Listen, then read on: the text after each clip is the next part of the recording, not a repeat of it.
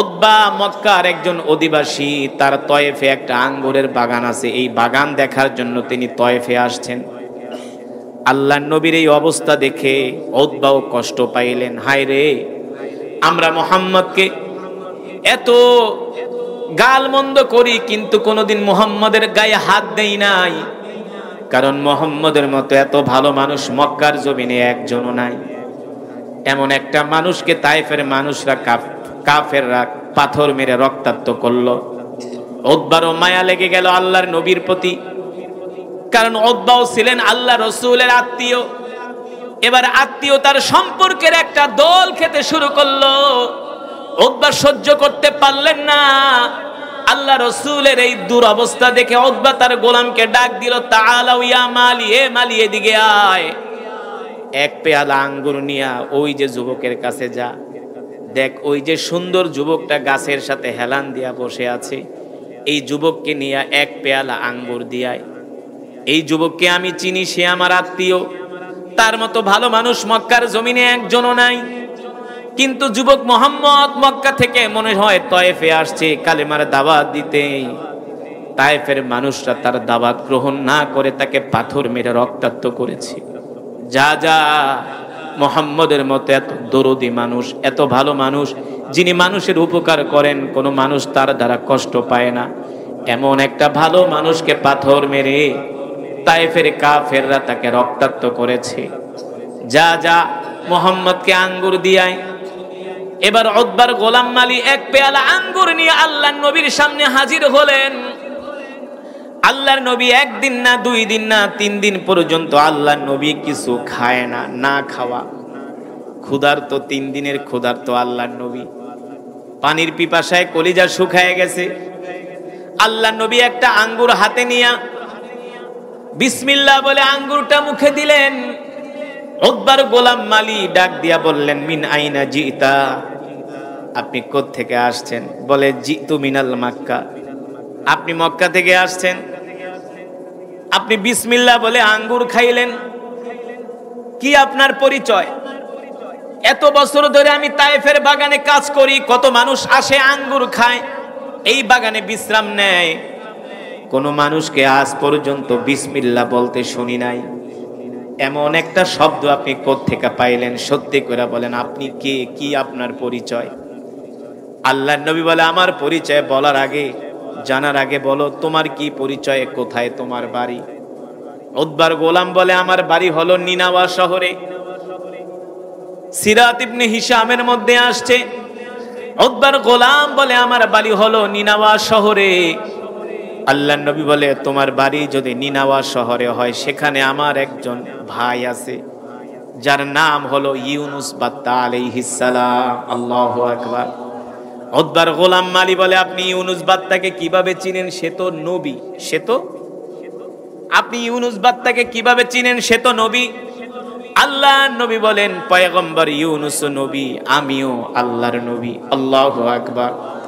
এই কথা শোনার পরে উতবার গোলাম মালি আল্লাহর নবীর হাত ধইরা কপালে একটা চুমু খাইলেন, আর বললেন, আপনি কি তাহলে সেই আখেরি পয়গম্বর? আপনি কি সে আল্লাহর নবী মুহাম্মদ সাল্লাল্লাহু আলাইহি সাল্লাম? আল্লাহর নবী বললেন, নাম, আমি সেই আল্লাহর আখেরি পয়গম্বর। এই পৃথিবীতে আমার পরে আর কোন নবীর আগমন হবে না। আল্লাহু আকবার। এই কথা শোনার পরে উতবার গোলাম মালি আল্লাহর নবীর কপাল মোবারক একটা চুমু খাইলেন, আর বললেন, শোনেন আল্লাহর পয়গম্বর, আমি আমার ধর্মীয় কিতাবের মধ্যে পড়েছি, সে জামানায় একজন নবীর আগমন হবে, তার নাম হবে মুহাম্মদ ইবনে আব্দুল্লাহ। তাহলে আপনি তো সেই নবী। আল্লাহর নবী বলে, আমি সে আল্লাহর পয়গম্বর। উতবার গোলাম মালি বলে, আপনি যদি আল্লাহর পয়গম্বর হয়ে থাকেন, আর দেরি করবেন না, আপনি এখনই আমাকে কালেমা পড়ায় মুসলমান বানায়া দেন। সুবহানাল্লাহ বলেন। উতবার গোলাম মালি কালেমা পড়ে মুসলমান হয়ে গেলেন। আল্লাহ রসুলের সাথে কথা বলতেছেন উতবার গোলাম মালি। এবার উতবা তার গোলামকে ডাক দিছে, এদিকে আয় বেটা, এই মুহাম্মদের সাথে এত কি কথা বলস? বলে, বললে আপনার সমস্যা কি? বলে, বেটা, তুই যার সাথে এত কথা বলস সে তো একটা পাগল। নাউজুবিল্লাহ। ওতবার গোলাম বলে, একটু আগেই তো আপনি বললেন তার মতো ভালো মানুষ মক্কার জমিনে একজনও নাই, এখন আপনি তাকে পাগল বলতেছেন? আপনি তো একটু আগে বললেন তার মতো ভালো মানুষ মক্কার জমিনে, তার দ্বারা মানুষ কষ্ট পায় না, সে মানুষের উপকার করে, তিনি পরোপকারী, তিনি মানুষের জন্য দরদি, আপনি এখন তাকে পাগল বলতেছেন, কারণ কি? উতবা কোনো কথা বলে না। উতবার গোলাম মালি বলে, শোনেন, আপনি যাকে পাগল বলতেছেন সে পাগল না, আপনারাই হলেন পাগল। আল্লাহু আকবার। এবার উতবার গোলাম মালি কালেমা পড়ে মুসলমান হয়ে গেছে। আল্লাহর নবী, বিশ্ব নবী রাহমাতুল লিল আলামিন, এবার তয়েফ থেকে আল্লাহর নবী আবার মক্কায় আসলেন, দ্বীনের দাওয়াত দেওয়া শুরু করলেন, কালেমার দাওয়াত দেওয়া শুরু করলেন। আল্লাহ তাআলা আল্লাহর পয়গম্বরকে ডেকে বলেন, হাবিব, আপনি মক্কার কাফেরদের সামনে মাথা নত করবেন না, আপনি মক্কার কাফেরদেরকে ভয় পাবেন না। আমি আল্লাহ আপনাকে যে কোরআন দিছি, এই কোরআন দিয়ে আপনি মক্কার মানুষদের মাঝে দাওয়াত দিতে থাকেন। দেখবেন এমন একটা সময় আসবে, ইদা জাআ নাসরুল্লাহি ওয়াল ফাত ওয়া রাআইতান নাসা ইয়াদখুলুনা ফি দীনিল্লাহি আফওয়াজা। আপনি ভীত সন্ত্রস্ত হবেন না, মন ভাঙবেন না। এমন একটা সময় আসবে মক্কার কাফেররা দলে দলে কালেমা পড়ে মুসলমান হবে। আল্লাহু আকবার। আপনার কলিজা শীতল হয়ে যাবে, আমি আপনার চক্ষুকে শীতল করে দিব। আল্লাহু আকবার। আল্লাহ তাআলার এই বাণী শুনে আল্লাহর পয়গম্বর কোরআনের দাওয়াত দিতে লাগলেন। আল্লাহর নবী তয়েফ থেকে মার খায়া মক্কায় আসলেন। এখানেও মক্কার কাফেররা আল্লাহর নবীর উপর অত্যাচার করে। এই যুবক কেমন অত্যাচার? একমাত্র কোরআনের কথা বলার কারণে, দ্বীনের কথা বলার কারণে, তাওহীদের কথা বলার কারণে মক্কার কাফেররা আল্লাহর নবীর উপরে কেমন অত্যাচার করে। আল্লাহর নবী রাস্তা দিয়ে হেঁটে যায়, মক্কার কাফেররা রাস্তার মধ্যে কাটা বিছায়া রাখে। কি বিছায়া রাখে? শুধু কাটা বিছায় না, আল্লাহর নবী নামাজে দাঁড়ায়, রুকুতে যায়, সেজদায় যায়, মক্কার কাফেররা উটের নাড়ি বড়িয়ে এনে আল্লাহর নবীর পিঠের উপরে চাপায় দেয়। আল্লাহর নবীকে পাগল বইলা গালি দেয়, মিথ্যাবাদী বলে গালি দেয়, আল্লাহর নবীকে থুতু নিক্ষেপ করে। বলেন নাউজুবিল্লাহ। অথচ আল্লাহ তাআলা কোরআনুল কারীমের মধ্যে বলছেন, লাকাদ জাআকুম রাসূলুম মিন আনফুসিকুম আজিজুন আলাইহি মা আনিতুম হারিসুন আলাইকুম বিল মুমিনিনা রাউফুর রহিম। আল্লাহু আকবার।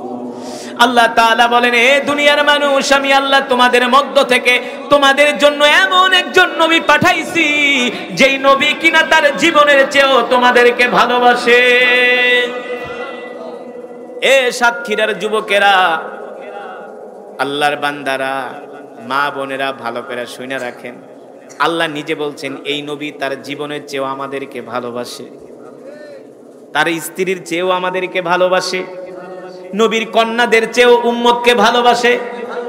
কিন্তু আমরা সেই বিশ্ব নবীর উম্মত, আমরা নবীকে কতটুকুন ভালোবাসি চিন্তা করার দরকার আছে কি আছে না? যেই নবী আমাদেরকে হাঁটা শিখাইলেন, কিভাবে হাঁটতে হবে এটা আল্লাহ রাসূল আমাদেরকে শিখাইছেন। তোমরা রাস্তা দিয়ে যখন হাঁটবা ডান দিক দিয়ে হাঁটো। কিভাবে খাবার খেতে হবে আল্লাহ নবী আমাদেরকে শিখায় গেছেন 1450 বছর আগে। কিভাবে তোমরা বাথরুমে যাবা এটাও আল্লাহ নবী শিখায় গেছেন। কিভাবে চুল কাটবা এটাও আল্লাহ নবী শিখায় গেছেন। কথা কন। কিভাবে দাঁত মাজবা আল্লাহ নবী শিখায় গেছেন। কিভাবে তোমরা রাষ্ট্র পরিচালনা করবা আল্লাহ রাসূল শিখায় গেছেন। কিভাবে তোমরা তোমাদের পরিবারকে পরিচালনা করবা আল্লাহর নবী শিখায় গেছে। সেই কলিজার টুকরা নবী, দরদি নবী আজকে আল্লাহর কোরআনের জন্য মক্কার কাফেরদের মার খায়। মক্কার কাফেররা আল্লাহ রাসূলকে মিথ্যাবাদী বলে গালি দেয়। আল্লাহর নবী থেমে যায় না। আল্লাহ রাসূলের উপরে যখন মক্কার কাফেররা উপর্যুপরি হামলা অত্যাচার শুরু করে দিল, এবার আল্লাহ তাআলা তার হাবিবকে ডাক দিয়া বললেন, হাবিব, এখন আপনি আর মক্কায় থাকবেন না, আপনি মক্কা থেকে কিছুদিনের জন্য মদিনায় চলে যান।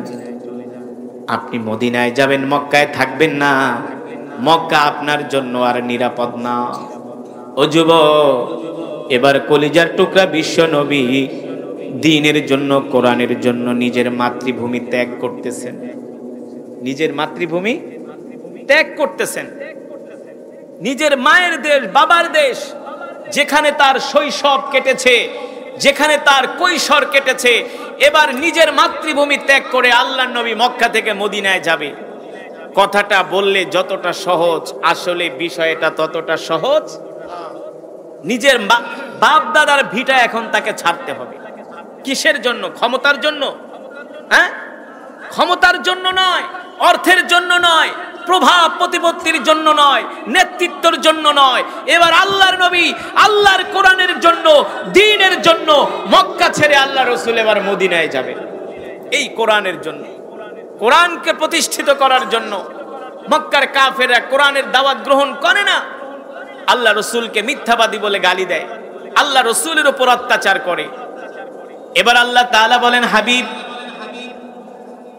আপনি প্রস্তুতি গ্রহণ করেন, যে কোনো সময় আপনি মক্কা থেকে হিজরত করে মদিনায় চলে যাবেন।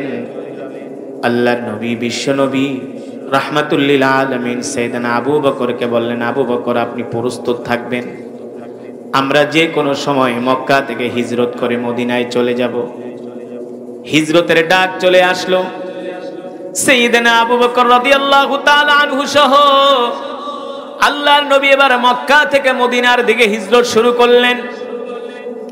রাত গভীরে যখন ঘর থেকে বের হয়ে গেলেন, হাঁটতে হাঁটতে যখন সূর্যের আলো উঠে গেল, এবার বাইতুল্লাহ দেখা যায়, মক্কা দেখা যায়।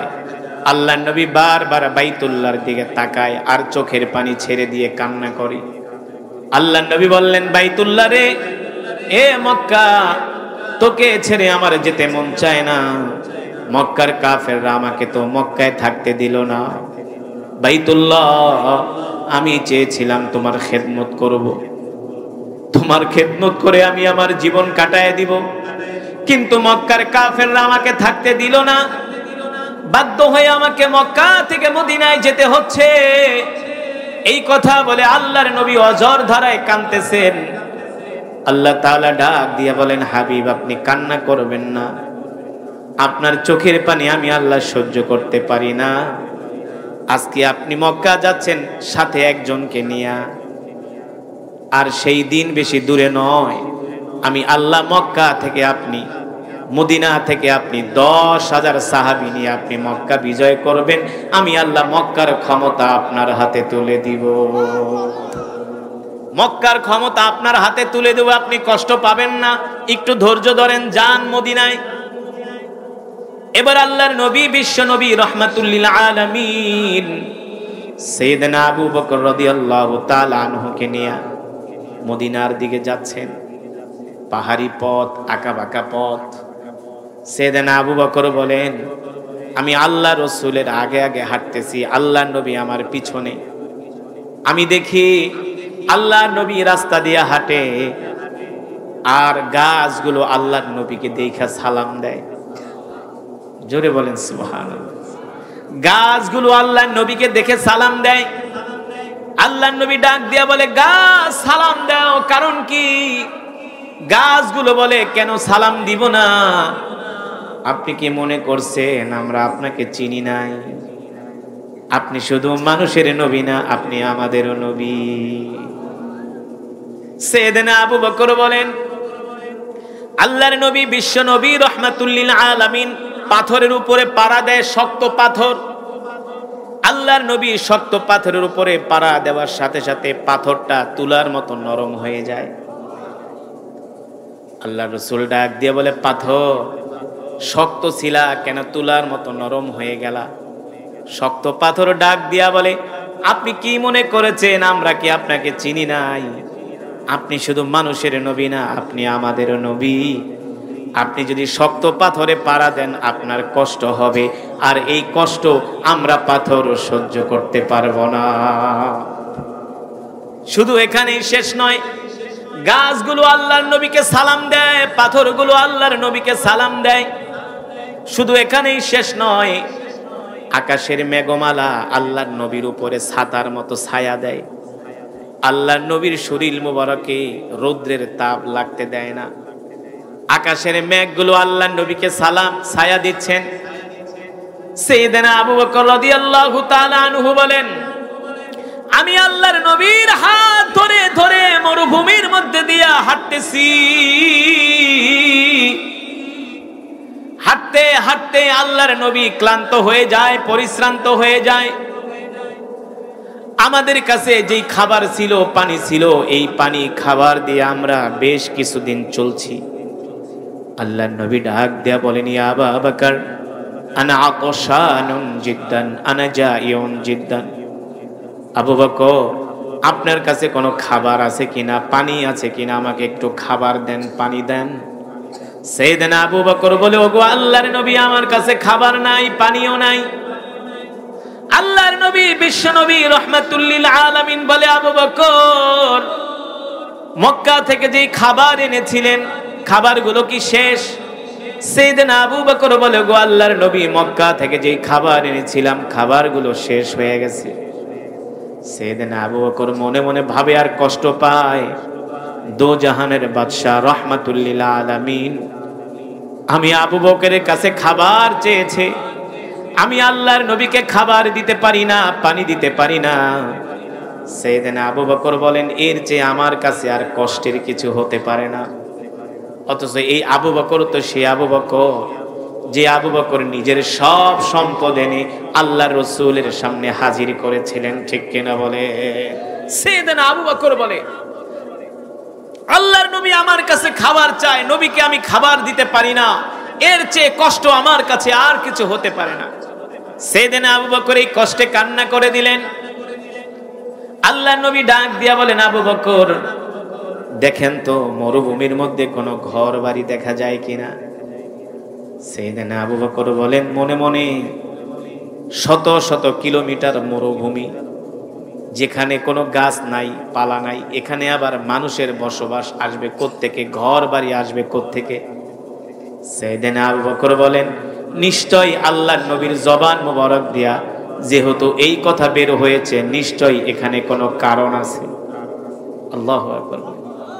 সাইয়েদনা আবু বকর রাদিয়াল্লাহু তাআলা আনহু বলেন, আমি মাত্র 10 কদম সামনে আগানোর সাথে সাথে দেখি মরুভূমির মধ্যে একটা ঘর দেখা যায়। সুবহানাল্লাহ বলেন। মরুভূমির মধ্যে কি দেখা যায়? ঘর দেখা যায়। সাইয়েদনা আবু বকর অবাক হয়ে গেলেন। আল্লাহর নবীকে ডাক দিয়া বললেন, গো আল্লাহর পয়গম্বর, ওই যে মরুভূমির মধ্যে একটা ঘর দেখা যায়, আমরা ওই বাড়িতে যাই কি করব? আল্লাহর নবী বলে, আবু বকর, আমরা ওই বাড়িতে যাই একটু বিশ্রাম নিব, আমরা ওই বাড়িতে মেহমান হব, মেহমানদারি গ্রহণ করব, দেখব তাদের কাছে কোনো খাবার দাবার আছে কিনা, আমরা তাদের কাছে খাবার দাবার চাইব, চলেন ওই বাড়িতে যে আমরা মেহমান হয়ে যাই। সাইয়েদনা আবু বকর বলেন, আমার কাছে মনে হলো ওই বাড়িটা অনেক দূর, কিন্তু আল্লাহর নবীর হাত ধরার সাথে সাথে মনে হলো কয়েক সেকেন্ডের মধ্যে আমরা ওই বাড়ির সামনে হাজির হয়ে গেলাম। এবার মরুভূমির মধ্যে একটা জীর্ণ শীর্ণ ভাঙ্গা ঘর। কি ঘর? ভাঙ্গা ঘর। ঘর দেখলেই বোঝা যায় এই বাড়ির মানুষের আর্থিক অবস্থা কি। ভাঙ্গা একটা ঘর, ভিতর থেকে দরজা লাগানো। নবী বললেন, আবু বকর, যান যান, ঘরের দরজায় যায় নক করেন। সাইয়েদনা আবু বকর ঘরের দরজায় যায় বললেন, ইফতাহিল বাব, এ কে আছো, ঘরের দরজা খোলো। একবার, দুইবার, তিনবার যখন বলতেছেন, ঘরের দরজা খোলে না। চতুর্থবারের সময় ঘর থেকে একটা মহিলা কণ্ঠে মৃদু আওয়াজ আসতেছে। জিজ্ঞেস করলেন, মিন আইনা জিতা, তোমরা কোত্থেকে আসছো, কি তোমাদের পরিচয়?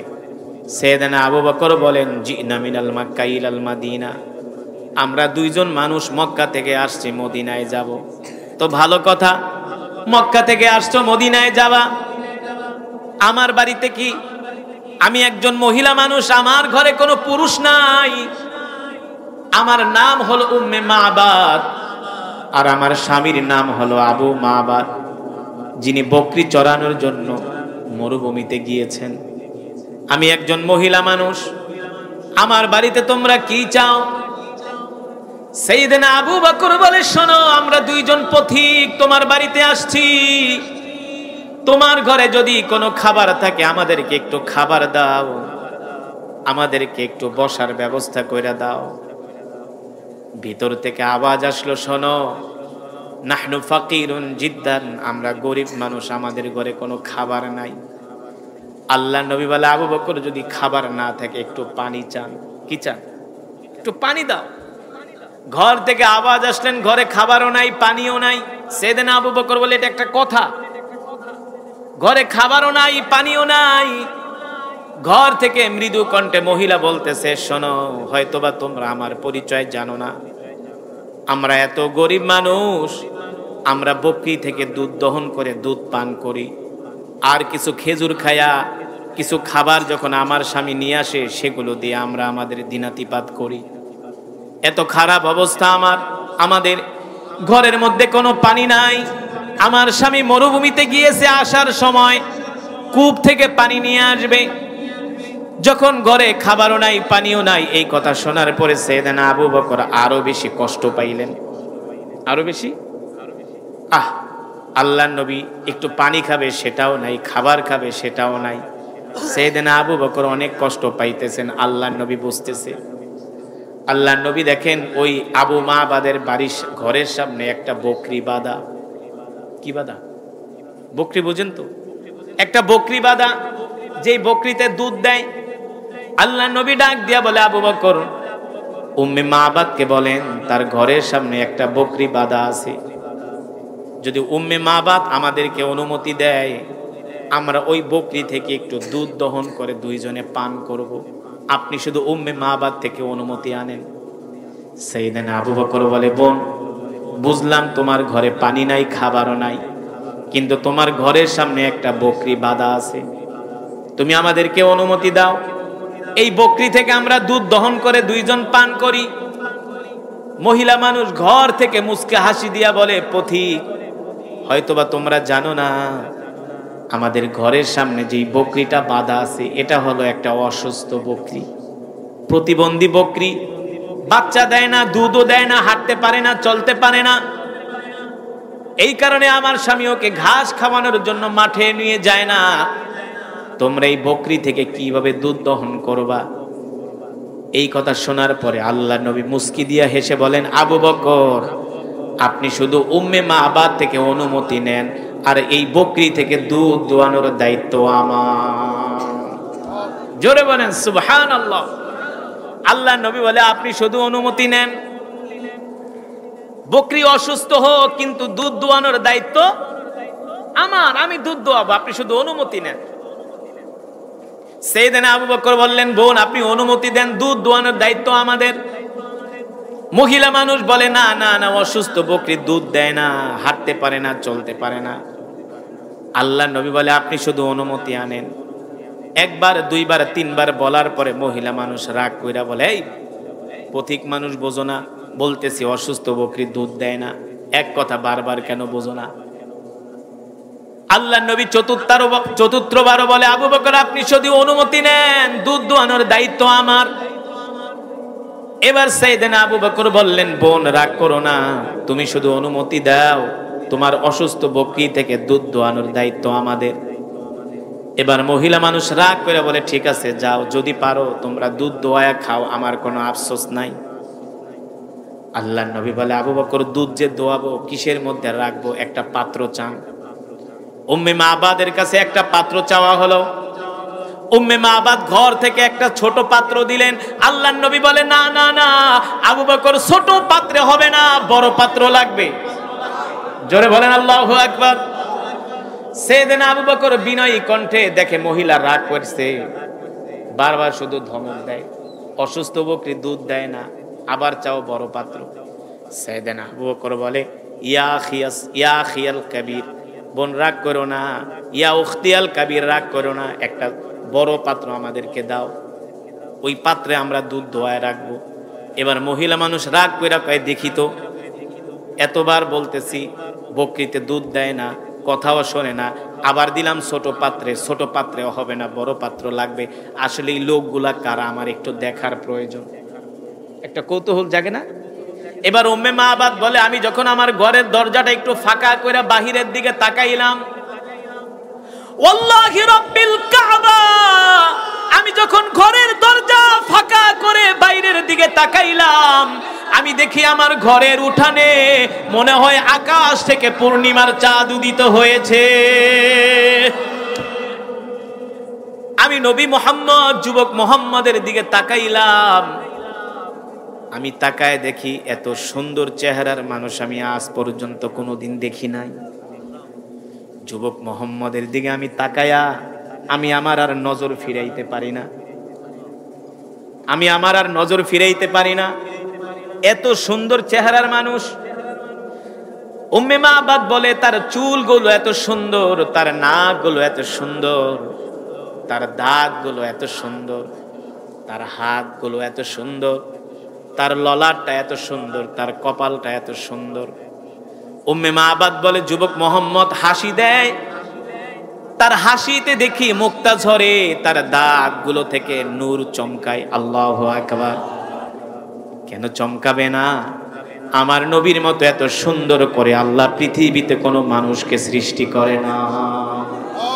শুধু মানুষকে না, কোন নবীকে আল্লাহ তাআলা আমার নবীর মতো এত সুন্দর করে বানায় না। বানাইছে? আমার নবীর মতো এত সুন্দর করে আল্লাহ তাআলা কোন পয়গম্বরকেও সৃষ্টি করে নাই। আল্লাহ তাআলা সবচেয়ে সুন্দর করে সৃষ্টি করেছিলেন পয়গম্বর ইউসুফ আলাইহিস সালামকে। কাকে? ইউসুফ আলাইহিস সালাম। যেই পয়গম্বর ইউসুফ আলাইহিস সালামের চেহারা দেখা মিশরের রমণীরা পাগল হয়ে গেছে। আম্মা জান আয়েশা রাদিয়াল্লাহু তাআলা আনহা বলেন, মিশরের রমণীরা পয়গম্বর ইউসুফের চেহারা দেখা পাগল হয়ে গেছে, আঙ্গুল কেটে ফেলেছে। যদি তারা আমার স্বামী মুহাম্মদ সাল্লাল্লাহু আলাইহি সাল্লামের চেহারা দেখতো, তাহলে মিশরের রমণীরা শুধু আঙ্গুল কাটতো না, কলিজা পর্যন্ত কেটে ফেলতো। এত সুন্দর ছিলেন আমার নবী। এবার উম্মে মাবাদ বলে, পথিকেরা আল্লাহ নবীর চেহারা দেখা উম্মে মাবাদ এমন পাগল হইছে, বলে যাও শুধু বকরির দুধ না পারলে বকরি জবাই করে খায়া ফেলো, আমার কোনো আফসোস নাই। তোমাদের মতো এত সুন্দর মানুষ আমি আজ পর্যন্ত কোনোদিন দেখি নাই। এবার ঘর থেকে উম্মে মাবাদ একটা বড় বালতি দিলেন। আল্লাহর নবী এবার বালতি নিয়ে বকরির সামনে গেলেন। কোথায় গেলেন? আল্লাহর নবী এবার বালতি নিয়ে বকরির সামনে গেলেন। আল্লাহ রসুলকে অসুস্থ বকরি দেখার সাথে সাথে অসুস্থ বকরি সুস্থ হয়ে দাঁড়ায় গেছে। আল্লাহ নবী ডাক দিয়া বললেন, বকরি তুমি না অসুস্থ, তুমি দাঁড়াইলা কিভাবে? বকরি ডাক দিয়া বলে, এতদিন অসুস্থ ছিলাম, কিন্তু আপনার চেহারা মোবারক দেখার সাথে সাথে আল্লাহ তাআলা আমাকে সুস্থ বানায় দিছে। এবার বকরি আল্লাহ নবীকে সালাম দেয়, আসসালামু আলাইকা ইয়া রাসূলুল্লাহ। আল্লাহ নবী ডাক দিয়ে বলে, বকরি সালাম দাও, কারণ কি? কারণ কি? বকরি ডাক দিয়া বলে, কেন সালাম দিব না? আপনি কি মনে করছেন আমি আপনাকে চিনি নাই? আপনি শুধু মানুষের নবী না, আপনি আমারও নবী। বকরি বলে, আপনি কি ভাবছেন আমি আপনাকে চিনি নাই? আপনি শুধু মানুষের নবী না, আপনি আমারও নবী। বকরি আল্লাহ রসুলকে দেখা চিনে ফেলেছে। এবার আল্লাহর নবী বকরিকে ডাক দিছে, এদিকে আসো। বকরি দৌড়ায়া আল্লাহর নবীর কাছে আসছেন। আয়েশা বকরি বলে, ওগো নবীজি, আমার মনের মধ্যে কিছু দুঃখ আছে, এই দুঃখের কথাগুলো আমি আপনার কাছে বলতে চাই। আপনি আমার পয়গম্বর, আপনি আমার নবী, এই দুঃখের কথা আপনার কাছে না বললে কার কাছে বলবো? আল্লাহর নবী বলে, বলো বলো, কি বলবা? বকরি বলে, শোনেন, আমি অসুস্থ হওয়ার কারণে আমার মালিক আমাকে ঘাস খাওয়ায় না, আমাকে খাবার দেয় না, আমাকে আদর করে না। আপনাকে দেখার পরে আল্লাহ আমাকে সুস্থ করে দিছেন। আল্লাহর নবী বকরিকে ডাক দিয়া বলেন, বকরি শোনো, তুমি জীবনে আর যতদিন বাঁচবা কোনোদিন আল্লাহ তোমাকে অসুস্থ বানাবে না, তুমি সুস্থ থাকবা। কারণ আমার হাত মোবারক, আমার নজর তোমার উপর পড়েছে, তুমি আর কোনোদিন অসুস্থ হবা না। এবার আল্লাহর নবী বকরিকে ডাক দিয়ে বলে, শোনো, তুমি যদি অনুমতি দাও আমরা তোমার থেকে একটু দুধ দোয়া দুইজনে পান করব। আল্লাহর নবী বকরি থেকে অনুমতি নিতেছেন। অসুস্থ বকরি হাঁটতে পারে না, চলতে পারে না, অথচ আল্লাহ নবী বকরি থেকে অনুমতি নেওয়ার পরে বকরি বলে, ওগো নবীজি আপনি আমার থেকে দুধ দোয়ায়া পান করেন। আল্লাহ নবী বিসমিল্লাহ বলে বকরির স্তনের মধ্যে হাত দিলেন। হাত দেওয়ার সাথে সাথে বকরির স্তনে দুধে ভরপুর হয়ে গেল। বকরির দুটো স্তন একেবারে দুধে ভরপুর হয়ে গেছে। বকরি ডাক দিয়া বলে, গো আল্লাহর নবী আমি আর দুধের ভার সইতে পারি না, তাড়াতাড়ি করে আমার থেকে দুধ দহন করেন, আমি দুধের ভার নিতে পারি না। আল্লাহর নবী রহমাতুল্লিল আলামিন এবার নিজের হাত মোবারক দিয়া বকরি থেকে দুধ দহন করতেছেন। দুধ দোয়াতে দোয়াতে বড় বালতি ভরে গেছে। আর ঘর থেকে তাকায় তাকায় উম্মে মাবাদ দেখতেছে। উম্মে মাবাদ বলে, হায় রে, এই যুবক কি, যাকে দেখার পরে আমার অসুস্থ বকরি সুস্থ হয়ে গেছে। অসুস্থ বকরি থেকে দুধ বের হচ্ছে। এই যুবক আমার ঘরের মধ্যে ঢোকার সাথে সাথে, বাড়িতে ঢোকার সাথে সাথে যুবকের শরীরের ঘ্রাণে আমার ঘর, আমার বাড়ি প্রায় ঘ্রাণে ছড়িয়ে গেছে। আল্লাহু আকবার। উম্মে মাবাদ বলে, আমি কেমন যেন আমার নাকের মধ্যে জান্নাতের খুশবুর ঘ্রাণ পাইতেছি। সুবহানাল্লাহ বলেন। এবার আল্লাহর নবী ওই বকরি থেকে দুধ দহন করে একেবারে বালতি ভরপুর হয়ে গেছে। এবার আল্লাহর নবী সাইয়েদনা আবু বকরকে ডাক দিয়েছেন, আবু বকর এদিকে আসেন, দুধ পান করেন। সাইয়েদনা আবু বকর বলে, গো আল্লাহর নবী, না না না, আগে আমি পান করব না, আপনি আগে পান করেন। আল্লাহর নবী বলেন, না না, আপনি আগে দুধ খান। এবার সাইয়েদনা আবু বকরকে আল্লাহর নবী দুধ পান করালেন। সাইয়েদনা আবু বকর দুধ পান করার পরে আল্লাহর নবী এবার নিজে দুধ পান করলেন। আল্লাহর নবী নিজে দুধ পান করার পরে বললেন, আবু বকর দেখেন দুধের অবস্থা কি। সাইয়েদনা আবু বকর বলে, গো আল্লাহর নবী, আমিও দুধ পান করেছি, আপনিও দুধ পান করেছেন।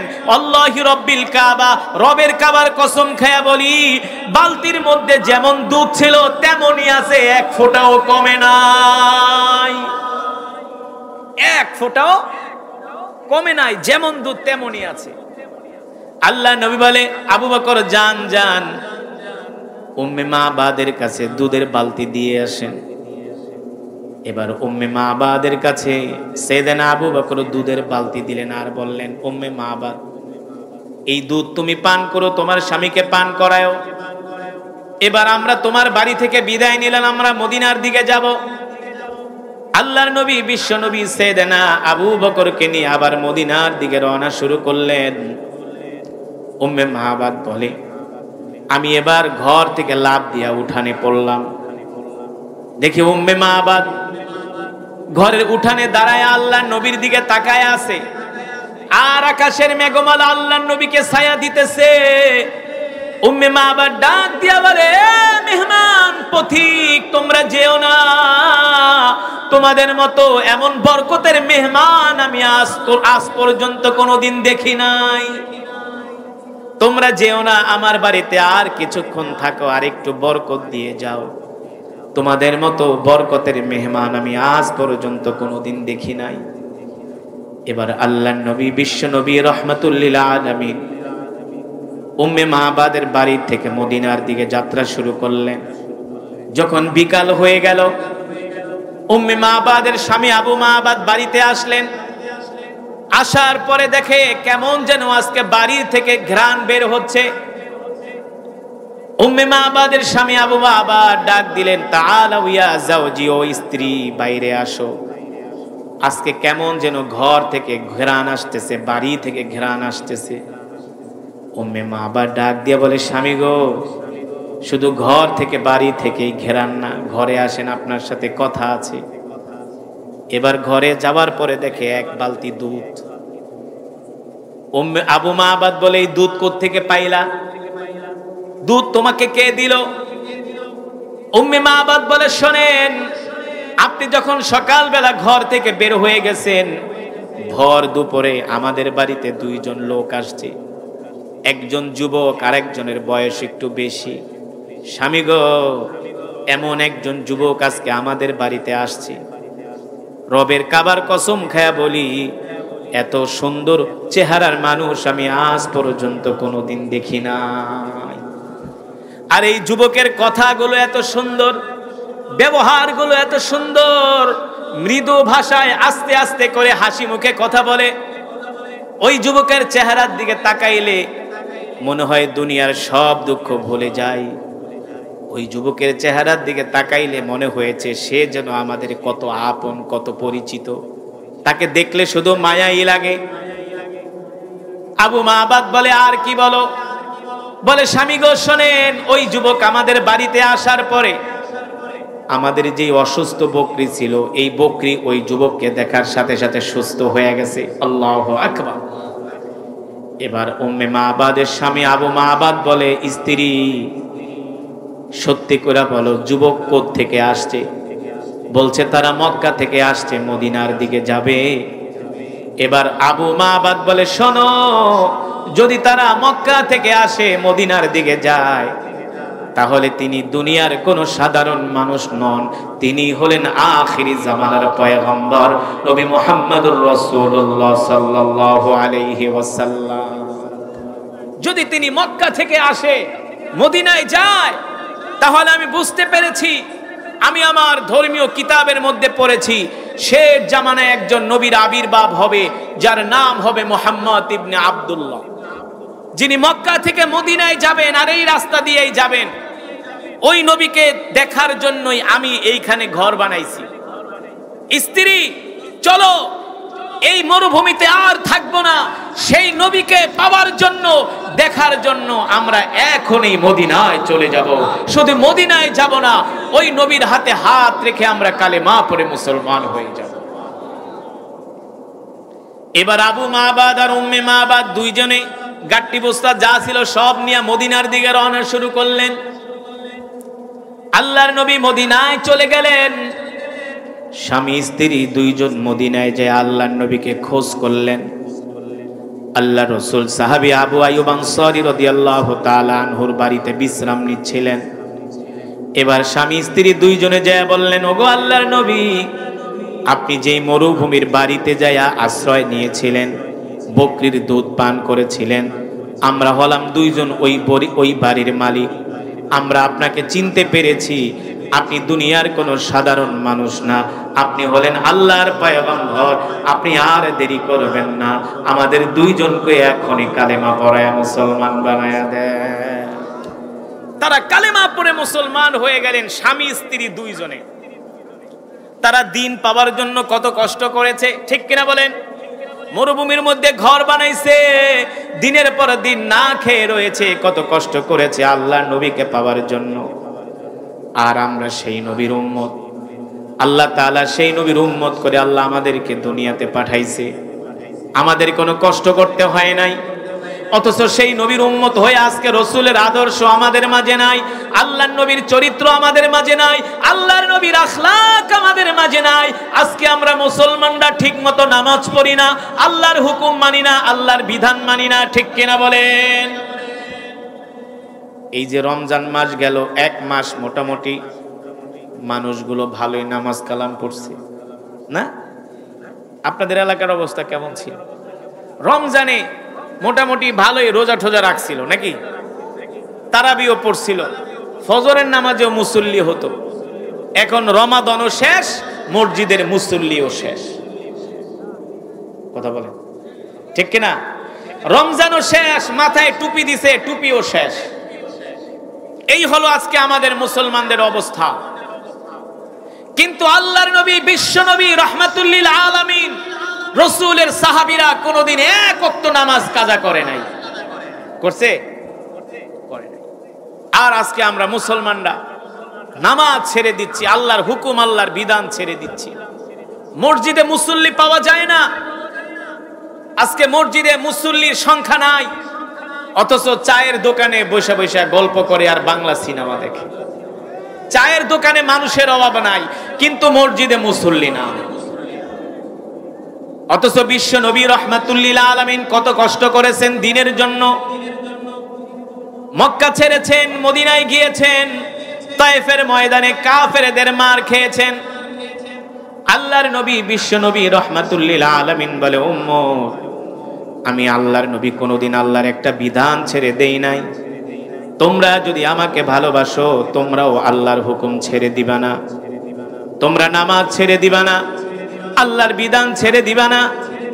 যদি তোমরা নামাজ ছেড়ে দাও, কাল হাসরের ময়দানে আল্লাহ তাআলা প্রথমেই মানুষকে নামাজের হিসাব নিবে, ঠিক কিনা বলেন? আউয়ালু মা ইউহাসাবু বিহিল আবদু ইয়াউমাল কিয়ামাতিস সালাহ, কিয়ামতের দিন সর্বপ্রথম আল্লাহ তাআলা নামাজের হিসাব নিবে। আর আজকে আমরা মুসলমানরা নামাজের ব্যাপারে সবচেয়ে বেশি অলসতা করি, সবচেয়ে বেশি অলসতা করি। অথচ রাসূলের সাহাবীরা জিহাদের ময়দানে যায়ও নামাজ ছেড়ে দেয় নাই। একদল কাফেরদের সাথে লড়াই করেছে, আর একদল দাঁড়ায় দাঁড়ায় নামাজ পড়ছে। যুদ্ধের ময়দানে তারা নামাজ ছেড়ে দেয় নাই। আর আজকে আমরা মুসলমানরা কাজের অজুহাত দিয়া, অসুস্থতার অজুহাত দিয়ে, ব্যস্ততার অজুহাত দিয়ে আজকে আমরা আল্লাহর হুকুম, আল্লাহর বিধান ছেড়ে দিচ্ছি। মুসলমান, এই পৃথিবী ছেড়ে আমাদেরকে একদিন চলে যেতে হবে। আমাদের প্রত্যেকের আমলনামা আল্লাহ তাআলার কাছে জমা থাকবে, পুঙ্খানুপুঙ্খানুভাবে আল্লাহ তাআলা আমাদেরকে হিসাব নিবে। সেই দিন যদি হিসাব দিতে না পারি আমরা ধরা খেয়ে যাব, ঠিক কিনা বলেন? ধরা তো খাইয়াই গেছি। নামাজ নাই, কোরআন তেলাওয়াত নাই, জিকির নাই, আল্লাহর বিধান নাই, আল্লাহর হুকুম নাই। খাও দাও ফুর্তি করো, দুনিয়াটা মস্ত বড়। আমরা যেভাবে পারতেছি সেইভাবে আমরা দুনিয়াতে চলতেছি। আল্লাহ রাসূল বলে না, ওয়াল্লাহি লা ইউমিনু আহাদুকুম হাত্তা কুনা হাব্বা ইলাই মি ওয়ালিদিহি ওয়া ওয়ালাদিহি ওয়ান নাসি আজমাইন। উম্মত, তোমরা যদি আমাকে ভালোবাসো, কেমন করে ভালোবাসবা? তোমরা তোমাদের পরিবার পরিজন, আত্মীয় স্বজন সব কিছুর চেয়ে আমি নবীকে ভালোবাসবো। আর যারা আল্লাহর নবীকে ভালোবাসে তারা কোনোদিন আল্লাহর হুকুম, আল্লাহর বিধান, নামাজ ছেড়ে দিতে পারে না, ঠিক কিনা বলেন? নামাজ ছেড়ে দিতে পারে? তারা কোনোদিন আল্লাহর হুকুম, আল্লাহর বিধান, নামাজ ছেড়ে দিতে পারে না। যাদের মাঝে নামাজ নাই তারা নিজেকে মুসলমান দাবি করতে পারে না। মান তারাকা সালাতাম মুতাআম্মিদান ফাকাদ কাফারা। কাফের আর মুসলমানের মাঝে পার্থক্য হলো নামাজ। কাফের আর মুসলমানের মাঝে পার্থক্য হলো নামাজ। মুসলমান নামাজ পড়ে আর কাফেররা নামাজ পড়ে না, ঠিক কিনা বলেন? আজকের মাহফিল থেকে আমরা ওয়াদা করব, জীবনে যতদিন বাঁচবো আর কোনোদিন নামাজ ছেড়ে দিব। রাজি আছেন? নামাজ পড়বেন কয় ওয়াক্ত? কয় ওয়াক্ত? হাত উঠে আল্লাহকে দেখান, হাত সোজা করেন, তীরের মতো সোজা করেন, ডাক দেন ইয়া আল্লাহ। আরো জোরে বলুন ইয়া আল্লাহ। ওয়াদা করলাম আর কোনোদিন নামাজ ছেড়ে দিব না, নামাজ ছেড়ে দিব না। আল্লাহ আমাদের কবুল করে নেন। হাত নামান। নামাজ পড়বেন তো? 5 ওয়াক্ত নামাজ জামাতের সাথে আদায় করবেন ইনশাআল্লাহ। শুনুন আল্লাহ রাসূল কি বলছেন, যে হাসরের ময়দানে যে নামাজ পড়বে না আল্লাহ রাসূল তার দিকে ফিরেও তাকাবে না। হাদিসে কুদসি, শুধু আল্লাহ রাসূল না, আল্লাহ তাআলা নিজে বলেন যে নামাজ পড়বে না আমি হাসরের ময়দানে তার দিকে ফিরেও তাকাবো না। যার মাঝে নামাজ নাই ইসলামে তার কোনো অংশ নাই, অংশ নাই। সাবধান, আমরা নামাজ কন্টিনিউ করব, 5 ওয়াক্ত সালাত আমরা জামাতের সাথে আদায় করব। এই সমাজের মধ্যে সেই মুমিন, সেই সবচেয়ে বড় বুজুর্গ যে 5 ওয়াক্ত নামাজ জামাতের সাথে আদায় করে। 5 ওয়াক্ত সালাত জামাতের সাথে আদায় করা মুনাফিকের পক্ষে কখনো সম্ভব না। তুর রহমান আল্লাহ তাআলা বলছেন, এই বিশ্বাসীরা, নাফরমানরা, ফাবি আইয়ি আলাই রাব্বিকুমা তুকাযযিবান, তোরা আমার কোন নিয়ামতটাকে অস্বীকার করবি? কোন নিয়ামতকে অস্বীকার করবি বল? এই সুন্দরবনের নদীর থেকে মাছ ধরেন আর বিক্রি করেন আর পয়সা কামান। একবার কি চিন্তা করছেন এই মাছগুলো আপনার কোন দাদারা ছাইরা দিয়ে গেছে? হ্যাঁ, এই মাছগুলো আল্লাহ তাআলা নেয়ামত হিসাবে আমাদেরকে দান করেছেন, ঠিক কিনা বলেন? মুসলমান, তার নেয়ামত খেয়ে আমরা কি করব? তার ইবাদত করব, তার কোরআন পড়ব, তার জিকির করব, তার কদমে আমরা সেজদায় লুটিয়ে পড়ব। আজকে আমাদের মাঝে আল্লাহর কোরআনের তেলাওয়াত নাই, ঠিক কিনা বলেন? সমাজের ম্যাক্সিমাম মানুষ কোরআন পড়তে পারে না, আল্লাহর ইবাদত করে না, আল্লাহর জিকির করে না। সত্য নাকি মিথ্যা? অথচ আল্লাহ তাআলা এই কোরআন নাজিল করেছেন আর তার প্রিয় হাবিবকে বলে দিয়েছেন, নবী ইন্না আনজালনা ইলাইকা যিকরা লিতুবাইয়িনা লিন-নাস। নবী, আমি আল্লাহ আপনার উপর যেই কোরআন নাজিল করেছি, এই কোরআন নিয়ে আপনি ঘরে বসে থাকবেন না। এই কোরআন দিয়ে আপনি মানুষদেরকে দাওয়াত দেন। সুবহানাল্লাহ বলেন। এই কোরআন শুধু খতম পড়ার জন্য নাজিল হয় নাই। কথাগুলো ভালো করে খেয়াল রাখবেন সাতক্ষীরার মানুষরা। বাংলাদেশের কিছু গরু খাওয়া মুনাফিক মার্কা মুসলমান মনে করে আল্লাহ শুধু কোরআন নাজিল করছে খতম পড়ার জন্য। আল্লাহ তাআলা শুধু কোরআন নাজিল করছে জার ফুক দেওয়ার জন্য, পানি পড়ার জন্য। ঠিক কিনা বলেন? কিছু মানুষ মনে করে মৌলবীরা আসবে আর এক খতম কোরআন পড়বে 500 টাকা দিয়া, এক একজনকে 500 টাকা দিয়া এক বেলা খাওয়ায়া বিদায় করে দিব। তারা মনে করে এইভাবে করলেই কোরআনের হক আদায় হয়ে যাবে। হ্যাঁ, বছরে 1 মাস রমজান মাসে খতমে তারাবি পড়লেই কি কোরআনের হক আদায় হয়ে যাবে? জোরে বলেন। এইভাবে যদি কোরআনের হক আদায় হয়ে যেত, তাহলে বিশ্ব নবী আল্লাহর জমিনে কোরআনের রাজ কায়েম করার জন্য জিহাদের ময়দানে যেত না। ঠিক কিনা বলেন? এ সাতক্ষীরার যুবকেরা, আল্লাহ তাআলা প্রত্যেকটা মানুষকে দুনিয়ার জমিনে এক একটা দায়িত্ব দিয়া পাঠাইছে। আপনাকে আমাকে আল্লাহ তাআলা দুনিয়ার জমিনে দায়িত্ব দিয়া পাঠাইছে। আল্লাহ রাসূলের হাদিস, এই দায়িত্ব যদি আমরা পালন না করি, কাল হাসরের ময়দানে আল্লাহর আদালতে আমাদেরকে দাঁড় করানো হবে। ঠিক কিনা বলেন? আল্লাহর নবীর কোনো গুনাহ ছিল না, তিনি ছিলেন জান্নাতি। তারপরেও কেন আল্লাহর নবী এই কোরআনের জন্য ময়দানে গেলেন? কাফেরদের মার খেলেন, কাফেরদের সাথে লড়াই করলেন। ঠিক না? কাফেররা কেমন করে মেরেছিল আল্লাহ রসুলকে? আল্লাহ তাআলা নির্দেশ দিয়েছে, হাবিব ঘর থেকে বের হন, আমার কোরআনের দাওয়াত দেন। আল্লাহ নবী কোরআনের দাওয়াত নিয়ে বারবার আবু জেহেলের কাছে গিয়েছে, আবু লাহাবের কাছে গিয়েছে, উতবার কাছে গিয়েছে, শাইবার কাছে গিয়েছে। তারা কেউ কোরআনের দাওয়াত গ্রহণ করে না। শেষ পর্যন্ত আল্লাহ নবী, বিশ্ব নবী রাহমাতুল লিল আলামিন এই কোরআনের দাওয়াত নিয়ে তায়েফের ময়দানে গিয়েছেন। কোথায়? তায়েফের ময়দানে আল্লাহ নবী গিয়েছেন এই কোরআনের দাওয়াত নিয়ে। তায়েফের 3 জন বড় বড় নেতা ছিল, তাদের কাছে আল্লাহ নবী প্রথম যে কোরআনের দাওয়াত দিয়েছেন, একজনের নাম হলো উয়াইনা বিন হাসান, আরেকজনের নাম হলো মাসউদ বিন ওমর, আরেকজনের নাম হলো নাফর বিন আকরাম। 3 জনের কাছে আল্লাহ নবী কোরআনের দাওয়াত নিয়ে গেলেন। এই 3 জনেই বলল, মুহাম্মদ, মক্কার জমিনে এত ধনী ধনী মানুষ থাকতে তোমার মতো গরিব মানুষকে কেন আল্লাহ নবী বানাইলো? বলেন নাউজুবিল্লাহ। এই 3 জনেই আল্লাহ নবীকে বললেন, মুহাম্মদ, আমরা তোমার সাথে কোনো কথা বলবো না, তোমার চেহারাও আমরা দেখতে চাই না, তুমি আমাদের থেকে দূর হয়ে যাও। যদি তুমি নবী হয়ে থাকো আর যদি আমরা তোমার সাথে বেয়াদবি করি, তাহলে নিশ্চিত আমাদের শাস্তি পেতে হবে। এই কারণে আমরা তোমার চেহারাও দেখবো না, তোমার সাথে কোনো কথাও বলবো না, তোমার দাওয়াতও আমরা গ্রহণ করব না। বলেন নাউজুবিল্লাহ। এ যুবক শুধু এখানেই শেষ নয়, তায়েফের কাফেররা ছোট ছোট বাচ্চাদেরকে ডাকলেন আর বললেন, এদিকে আসো। এই যেই যুবকটা আসছে, হুয়া মাজনুন, সে হলো একটা পাগল, তাকে তোমরা পাথর নিক্ষেপ করো। নাউজুবিল্লাহ বলেন। যে যত বেশি পাথর নিক্ষেপ করতে পারবে তাকে তত বেশি পুরস্কার দেওয়া হবে। নাউজুবিল্লাহ। অথচ তিনি হলেন রাহমাতুল লিল আলামিন। আল্লাহু আকবার বলেন।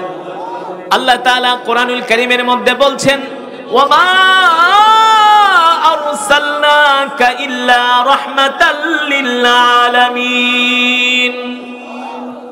আল্লাহ তাআলা বলেন, নবী, আমি আল্লাহ আপনাকে সমগ্র বিশ্ববাসীর জন্য রহমত করে পাঠাইছি। আমার নবী কেমন রহমত, আমার নবী কেমন বরকত। আমার নবীর চেহারার দিকে তাকাইলে মক্কার কাফেররা কালেমা পড়ে মুসলমান হয়ে যেত। এত সুন্দর ছিলেন আমার নবী। সেই নবীকে মক্কার কাফেররা বলে পাগল, তায়েফের কাফেররা বলে পাগল।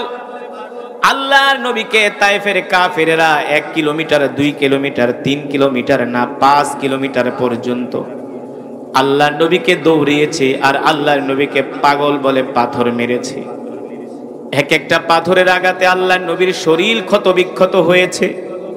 শুধু এখানেই শেষ নয়, একজন কাফের এসে আল্লাহর নবী বিশ্ব নবী রাহমাতুল লিল আলামিনের ডান পা মুবারকের মধ্যে একটা পাথর মারলো আর বলল, মুহাম্মদ মিন মক্কা ইলাল মদিনা, মিন মক্কা ইলা তায়েফ, তুমি তায়েফ মক্কা থেকে আসছো তায়েফে দ্বীনের দাওয়াত দেওয়ার জন্য। তুমি যেই পা দিয়ে হাইটা আসছো, এই পা আমি তোমার সাথে আস্থা রাখবো না, তোমার পা আমি শেষ করে দিব। এই কথা বলে কলিজার টুকরা বিশ্ব নবীর ডান পা মুবারকে একটা পাথর মারলেন। এই পাথরের আঘাত খেয়ে আল্লাহর নবী আর দাঁড়ায় থাকতে পারলেন না, তিনি জমিনের মধ্যে লুটায়া পড়লেন। সাথে ছিলেন রাসূলের পালক পুত্র যায়েদ ইবনে হারেসা। যায়েদ ইবনে হারেসা রাদিয়াল্লাহু তাআলা আনহু আল্লাহ রাসূলের হাত ধরলেন। আল্লাহর নবী বলে, যায়েদ, এতক্ষণ পর্যন্ত হাঁটতে পারতাম, এখন হাঁটতেও পারি না। তায়েফের কাফেররা আমাকে এমন জোরে একটা পাথর মারলো, এক পাথরের আঘাতে কলিজার টুকরা নবী তায়েফের ময়দানে লুটায়া পড়লেন। আল্লাহর নবীর শরীর মোবারক থেকে ঝরঝর করে রক্ত পড়তেছে। রক্তে আল্লাহর নবীর জামা মোবারক ভিজে গেছে। আল্লাহ তাআলা ডাক দিয়া বলে, জিবরাইল, এ জিবরাইল, যেই নবীকে সৃষ্টি না করলে আমি তামাম পৃথিবী কুল কায়নাত সৃষ্টি করতাম না, ঠিক কিনা বলেন? আমার পেয়ারা হাবিবকে তায়েফের কাফেররা পাথর মেরে রক্তাক্ত করেছে, আমি আল্লাহ সইতে পারি না। এবার আল্লাহর নবী যায়েদ ইবনে হারেসার হাত ধরে একটা আঙ্গুরের বাগানের পাশে যেয়ে বসলেন। একটা খেজুর গাছের সাথে আল্লাহর নবী হেলান দিলেন, পাশেই ছিল একটা আঙ্গুরের বাগান। ওই বাগানের মালিকের নাম হলো উতবা। নাম কি? ওই বাগানের মালিকের নাম হলো উতবা।